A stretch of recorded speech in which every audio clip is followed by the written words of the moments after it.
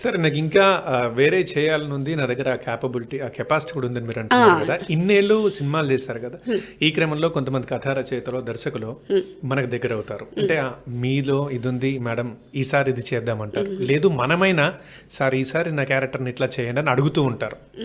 ఇలాంటి సరే మీరు అడగకపోయినా మిమ్మల్ని వాళ్ళు ఏమైనా ఎక్స్ప్లోర్ చేసే సందర్భాలు ఇన్నేళ్లలో రాలేవా? లేదండి, అలా ఏదైనా అలా వచ్చి దగ్గర దాకా వచ్చి చూడలేకపోతున్నారు వెళ్ళిపోయినా? అంటే నేను ఎంత న్యాయం చేశానంటే నన్ను దాన్ని మించి చూడలేకపోతున్నారు.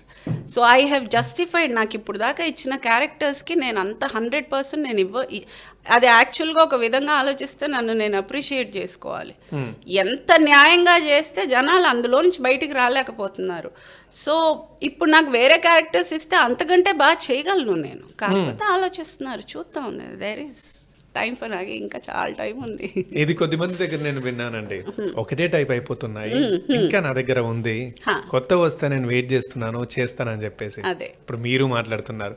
మేము ఆశ్చర్యపోయిందంటే చాలా ఏండ్ల కెరీర్ ఉంది కదా మీ దగ్గర, ఈ క్రమంలో ఎక్కడ ఇట్లాంటివి రాలేవా, ఎందుకు అట్లా రాకుండా పోయాయి అనేది మా క్వశ్చన్. రాలేదు, వచ్చుంటే పాటికి చేసేదాన్ని కదా, రాలేదు. ఇంకా నో వన్ హ్యాస్ అదే ఇంకా ఆ స్లాట్లోనే ఎక్కడో ట్రాప్ చేసి పెట్టున్నారు నన్ను.